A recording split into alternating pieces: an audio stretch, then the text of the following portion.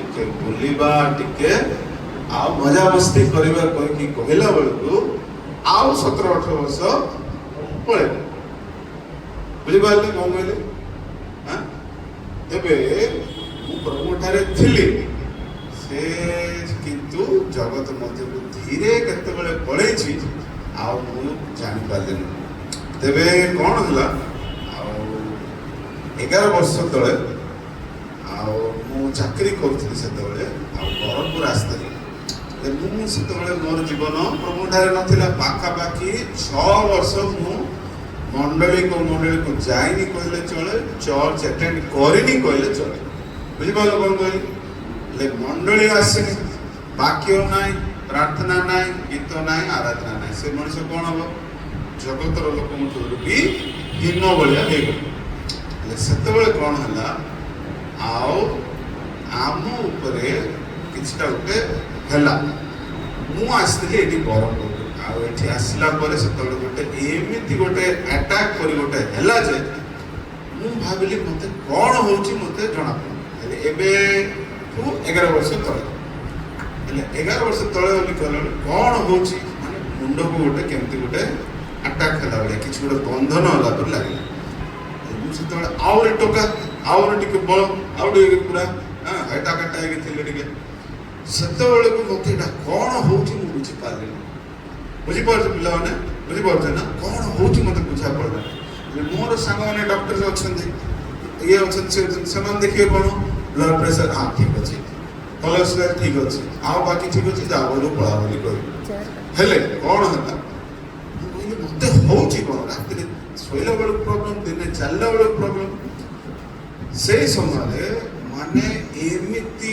मोड़ा लुगा चिपुडला पड़ी नहीं एमिति मोड़ा खाइली मु एते भेडिया जुबा बलशाली है कि थिला समय रे कांदिली कोन पाई कोन होउची मु जानि तो हठात कोन हला प्रभु कहली प्रभु किए जदि प्रभु अछि बोली कहले मते रक्षा कर એટલે હું થરે એમતી યુટ્યુબ રે ଦେଖୁଥିଲି ଆଉ କ'ଣ ହେଲା 6 ମାସ ପାଖାପାଖି ମୁଁ ଆଉ ଚାକିରିକୁ ଯାଇପାରିଲି ନାହିଁ ଏଇଠି ବରହମପୁରରେ ରହିଲି ହେଲେ କାହାକୁ ଯଦି କିଛିଟା ହେଇଛି ବୋଲି କହିଲେ ସାହିରେ କି ଜାଣିଲେ ସବୁ ସାହି ଲୋକଙ୍କୁ କଥାଟା ପଳେଇବ ମନା ନାହିଁ ଏ ହେ ତାଙ୍କ ପିଲାଟା ଭଲ ପିଲାଟା ବାୟା ହେଇଗଲା ସେ ତାଙ୍କ ପିଲାଟା ଖରାପ ହେଇଗଲା ଏମିତି କୁହନ୍ତି ନା ବେଳେବେଳେ କୁହନ୍ତି ନା ଆମେ କହୁଛୁ ଆମେ କାହାକୁ କହିବୁ ହେଲେ ମୁଁ ପ୍ରଭୁଙ୍କ ଠାରେ केमती कौन प्रार्थना करी भी प्रार्थना कर पार सेतबेलू कौन है प्रभु थे जो समर्पित होची गोटे प्रभु दास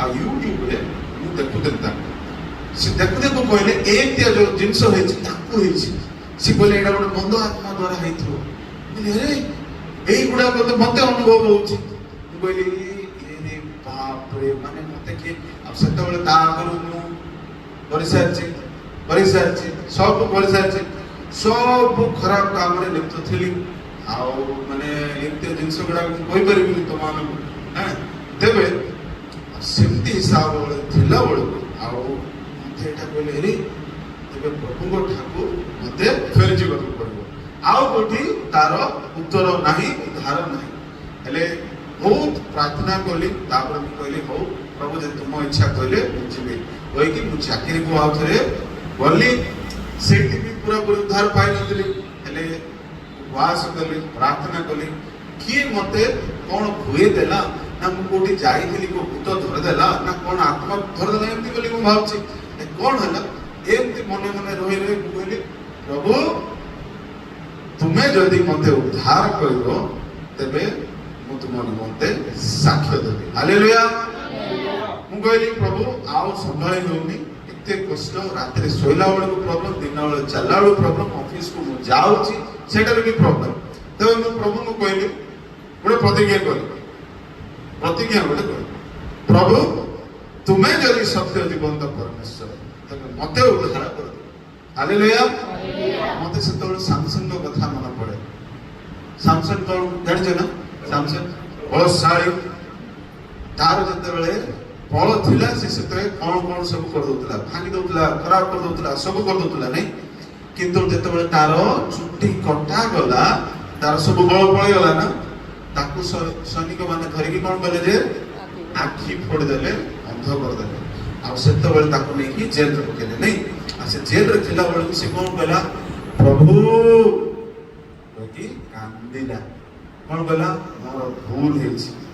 ଆଉ ସେ ମନେ ପକେଇଲା କି ଏବେ ସେ ଦୁର୍ବଳ ହେଇଯାଇଛି, ମୋ ଝିଅ ମରିବ, କିଛି ଅବସ୍ଥା ନାହିଁ। ସେ ଜାଗାରେ କଣ କହିଲା ପ୍ରଭୁଙ୍କୁ, ପ୍ରଭୁ ଆଉ ଥରେ, ଶେଷ ଥର ପାଇଁ, ହାଲେଲୁୟା, ଶେଷ ଥର ପାଇଁ ମତେ ଦୟା କର, ହାଲେଲୁୟା।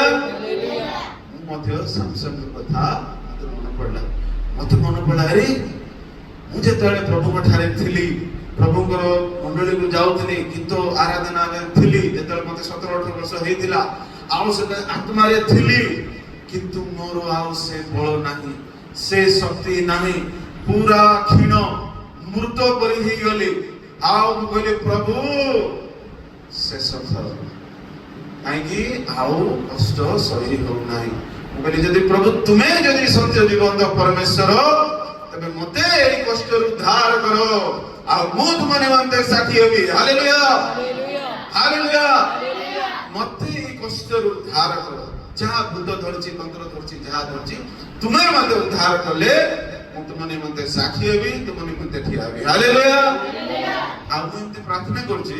ଆଉ ଦିଲ୍ଲୀରେ ସେତେବେଳେ ଗୋଟେ ୟୁଥ ମିଟିଂ ହେଲା, ଆମର ଶିକ୍ଷକ ମଣ୍ଡଳୀର ପାଖାପାଖି 350ରୁ 400 ମାନେ ଯୁବା ମାନଙ୍କର ଆଉ ଗୋଟେ ମିଟିଂ ହେଇଥିଲା। ଆଉ ସେଇଠି ମିଟିଂ ବେଳକୁ ଆଉ ମୁଁ ଗଲା ବେଳକୁ ଏମିତି ପାମ୍ପଲେଟ୍ ଥାଏ, ପାମ୍ପଲେଟ୍ ବଣ୍ଟା ଯାଏ ମିଟିଂ ନାଇକି, ପାମ୍ପଲେଟ୍ ନଥାଉଛି, ଗୋଟେ ପତ୍ର ଗୋଟେ ବଣ୍ଟା ହଉନଥାଉଛି। ଆଉ ସେଇଠି ଗୋଟେ ବାକ୍ୟ ଲେଖା ହେଇଥିଲା। ଆଉ ମୁଁ ସବୁବେଳେ ଭାବୁଥିଲି ଯେ ମତେ ଶକ୍ତି ଦରକାର, ମତେ ବଳ ଦରକାର, ମୁଁ କ୍ଷୀଣ ହେଇଯାଇଛି, ମତେ ସେ ପୁରୁଣା ବଳ ଦରକାର, ପୁରୁଣା ସାମର୍ଥ୍ୟ ଦରକାର, କେମିତି ଆସିବ? ଆଉ ମୁଁ ସେତେବେଳେ ଭାବୁଛି ଆଉ ଯାଇଛି। ସେଇଦିନ ସେଟା ହେଲା ଅକ୍ଟୋବର 31 ଅକ୍ଟୋବର 2016 ମସିହାର କଥା କହୁଛି, ମୁଁ ଦିଲ୍ଲୀରେ ଥିଲି ସେତେବେଳେ। ଆଉ ସେତେବେଳକୁ ମୁଁ ଯାଇକି ସେ ପାମ୍ପଲେଟଟା ପଢୁଛି, ସେଟା କଣ ଲେଖା ହେଇଛି ଜାଣିଛନ୍ତି? ଲେଖା ହେଇଛି, ଆଉ ପବିତ୍ର ଆତ୍ମା ତୁମ ଉପରେ ଅବତୀର୍ଣ୍ଣ ହେଲେ ତୁମେ ଶକ୍ତି ପ୍ରାପ୍ତ ହେବ, ହାଲେଲୁୟା। ସେଇ ବାକ୍ୟଟା ପଢିଦେଲାରୁ ମୋ ମଧ୍ୟରେ ବଳ ଆସିଗଲା, ହାଲେଲୁୟା। କଣ ଲେଖା ହେଇଛି? ପବିତ୍ର ଆତ୍ମା ତୁମ ମଧ୍ୟରେ ଅବତୀର୍ଣ୍ଣ କଲେ ତୁମେ ଶକ୍ତି ପ୍ରାପ୍ତ ହେବ, ଆଉ ତୁମେ ମୋ ନିମନ୍ତେ ସମଗ୍ର ଜେରୁସାଲେମ, ସମରିଆ, ଯିହୁଦା ପ୍ରଦେଶ, ପୃଥିବୀର କୋଣ ପର୍ଯ୍ୟନ୍ତ ମୋ ନିମନ୍ତେ ସାକ୍ଷୀ ହେବ, ହାଲେଲୁୟା, ହାଲେଲୁୟା। ଆଉ ମୁଁ କହୁଛି, ପ୍ରଭୁ ଏଇ ବାକ୍ୟ ପଢୁ ମୋର ବଳ ଆସିଗଲା, ହାଲେଲୁୟା। ମତେ ଆତ୍ମାଙ୍କ ଶକ୍ତି ଦରକାର, ଆତ୍ମାଙ୍କ ସ୍ପର୍ଶ ଦରକାର, ଆତ୍ମାଙ୍କ ଅଭିଷେକ ଦରକାର, ନହେଲେ ମୁଁ ବଞ୍ଚି ପାରିବିନି, ଚାଲି ପାରିବିନି, ହାଲେଲୁୟା। ମୁଁ ସେ ଅବସ୍ଥାରେ ଥିଲି। ଆଉ ସେତେବେଳେ ସେ ମିଟିଂ ଭିତରକୁ ଗଲି, ଏତେ ଆତ୍ମାରେ ମିଟିଂଟା ହେଲା, ଏତେ ସୁନ୍ଦର ମିଟିଂଟା ହେଲା। ଆଉ ସେ ମିଟିଂ ପରେ ଆଉ କଣ ହେଲା, ଏମିତି ଆଜ୍ଞା ମୁଁ ଯେମିତି ମତେ ଡାକିଲେ ସାକ୍ଷ୍ୟ ଦେବା ପାଇଁ ବୋଲିକି ମୁଁ ସେଠି ଗଲି। ଆମ ମଣ୍ଡଳୀ ତରଫରୁ ଯୁବାମାନଙ୍କ ମଧ୍ୟରୁ ମୁଁ ଯାଇକି ଧନ୍ୟବାଦ, ବଢିଆ ହେଲା ମିଟିଂଟା, ଆଉ ବଢିଆ ଖାନା ହେଲା, ଏଇଟା କହିବାକୁ ଯାଇଛି। ଏମିତି ମାଇକ୍ ଧରିକି ଠିଆ ହେଇକି କହୁଛି, ସାମ୍ନାରେ କେତେ 400 ପିଲା ଅଛନ୍ତି, ଆଉ ପବିତ୍ର ଆତ୍ମାଙ୍କର ଶକ୍ତି ଏମିତି କହୁଛି। ହଠାତ୍ ସମସ୍ତଙ୍କ ସାମ୍ନାରେ ମାଇକ୍ ଧରିଛି, ପବିତ୍ର ଆତ୍ମାଙ୍କର ସ୍ପର୍ଶ ମତେ ଅବତରଣ ହେଲେ, ହାଲେଲୁୟା, ହାଲେଲୁୟା। ମୋ ଶରୀର ପୁରା ସମସ୍ତଙ୍କ ସାମ୍ନାରେ ମତେ ଦେଖୁଛନ୍ତି, ଏଇଟା କଣ ହଉଛି?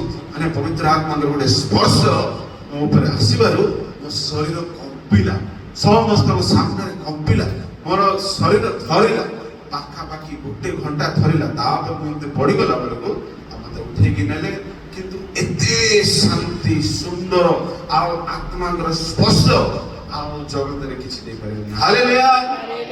ଆଉ ସେଇ ଦିନ ପରଠୁ ଜୀବନ ବଦଳିଗଲା, ହାଲେଲୁୟା। ବନ୍ଧନ ସବୁ ଛିଣ୍ଡିଗଲା, ହାଲେଲୁୟା। ହେଲେ ତାପରେ ଏଇଠି କଥାଟା ସରିଯାଇଛି, ହାଲେଲୁୟା। ତାପରେ କଣ ହେଲା? ମୁଁ କହିଲି ପବିତ୍ର ଆତ୍ମାର ସ୍ପର୍ଶ ମୁଁ ପାଇଗଲି, ପବିତ୍ର ଆତ୍ମା ମତେ ଆସିଗଲେ। ତାପରେ କଣ?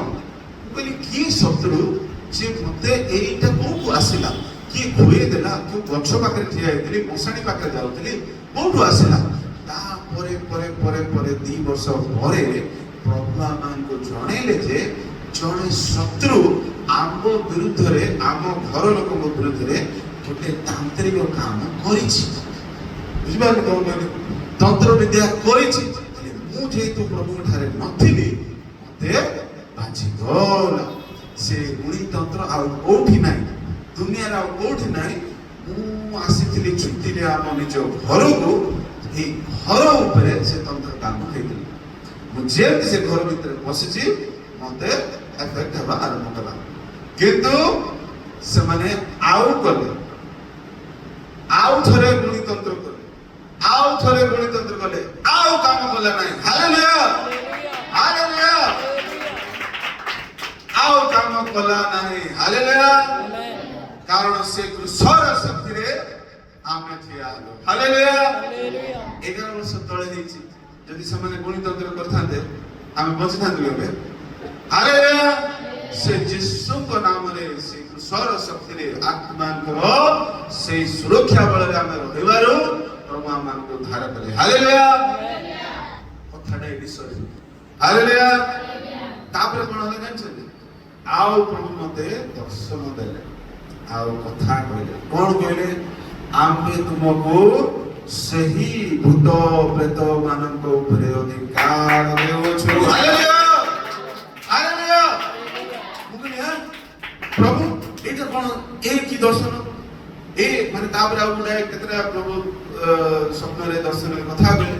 ମୁଁ ଯଦି ଏହା ସତ୍ୟ ବୋଲି ମୁଁ ପ୍ରଭୁ କହିଲି, ଏହା ଯଦି ସତ୍ୟ, ଏଇ ଦର୍ଶନ ଯଦି ତୁମ ଠାରୁ ଆସିଛି, ତେବେ ମୋ ସାମ୍ନାରେ ଯଦି ସେଇ ପ୍ରକାର ଭୂତଗ୍ରସ୍ତ ଲୋକମାନେ ଆସିବେ, ତେବେ ମୁଁ ନିତାନ୍ତ ପ୍ରାର୍ଥନା କରିବି। Hallelujah hallelujah. ଆଉ ସେମିତି ହଉ ହଉ ଆଉ ମୋ ପାଖକୁ ମତେ ନେଇକି ଲୋକଙ୍କ ପାଖକୁ ଗଲେ, ଯୋଉଠି ସେଇ ପ୍ରକାର ଭୂତ ପ୍ରେତ ଗୁଣିତନ୍ତ୍ର ଯୋଉମାନେ ମୋ ପରି ଟିକେ କଷ୍ଟ ଅନୁଭବ କରୁଥିଲେ, ଗୁଣିଆ ମାନଙ୍କ ଦ୍ଵାରା ତନ୍ତ୍ର ଦ୍ଵାରା କଷ୍ଟ ପାଉଥିଲେ, ଏବେ ତାପରେ ପ୍ରଭୁ ମୋ ପାଇଁ ଗୋଟେ ରାସ୍ତା ଖୋଲିଦେଲେ। ହାଲେଲୁୟା। ଆଉ ଏବେ ସେଇମାନଙ୍କ ପାଖରେ ପ୍ରଭୁଙ୍କର ସେଇ ସୁସମାଚାର ପ୍ରଚାର କରିବା ପାଇଁ, ସେ ଆଶାର ବାକ୍ୟ ପ୍ରଚାର କରିବା ପାଇଁ, ସେ ଉଦ୍ଧାରର ବାକ୍ୟ ପ୍ରଚାର କରିବା ପାଇଁ ପ୍ରଭୁ ମତେ ନେଇକି ଯାଉଛନ୍ତି। Hallelujah hallelujah. ଦେଖନ୍ତୁ, ଯୋଉ ବ୍ୟକ୍ତି ସଂସାର ମଧ୍ୟରେ ଥିଲା, କଷ୍ଟ ପାଇଲା ଗୁଣିତନ୍ତ୍ର ଦ୍ଵାରା, ତାକୁ ଆଣିଲେ ଆଣିଲେ ଆଣିଲେ ପ୍ରଭୁ ତାକୁ ନେଇକି ନିଜ ପାଖକୁ ଧରି ଆସି ଆସି ଆସି ଆସି ଆତ୍ମାଙ୍କର ଶକ୍ତିରେ ପରିପୂର୍ଣ୍ଣ କରିକି ପୁରା ଗେମଟାକୁ ବୁଲେଇ ଦେଲେ। ହାଲେଲୁୟା। ଏବେ ଯୋଉ ମନ୍ଦ ଆତ୍ମା ଦ୍ଵାରା ମତେ ମୋ ପରିବାରକୁ କଷ୍ଟ ହେଇଥିଲା, ଏବେ ପ୍ରଭୁ କଣ କରୁଛନ୍ତି? ଯା ଯୀଶୁଙ୍କ ନାମରେ ଯାଇକି ଅନ୍ୟମାନଙ୍କୁ ମନ ମୁଣ୍ଡେ ଉଦ୍ଧାର କରେ। Hallelujah hallelujah. ଏଇଟା କେବଳ ସେଇ ସତ୍ୟ ଜୀବନ୍ତ ପରମେଶ୍ୱର ହିଁ କହିପାରିବେ। ହାଲେଲୁୟା। ନାମ ଆମର ନାଁରେ ନାହିଁ, ଶକ୍ତି ଅଛି ତାଙ୍କ ନାମରେ, ସେ କୃଷର ଶକ୍ତିରେ ସେ ଶକ୍ତି ଅଛି। Hallelujah hallelujah. ଆଉ ପ୍ରଭୁ ଏଇ ପ୍ରକାରେ ମୁଁ ଚାକିରି ବି କରୁଛି, ଆଉ ପ୍ରଭୁ ମତେ ସୁଯୋଗ ଦେଉଛନ୍ତି, ଆଉ ସୁଯୋଗ ଦଉ ଦଉ ଦଉ ଦଉ ଆଜି ଏଇ ସ୍ଥାନରେ ପ୍ରଭୁ ତାଙ୍କର ସାକ୍ଷୀ ହେବା ପାଇଁ, ସାକ୍ଷ୍ୟ ଦେବା ପାଇଁ ମତେ ବ୍ୟବହାର କଲେ। ପ୍ରେଜ୍ ଦ ଲର୍ଡ।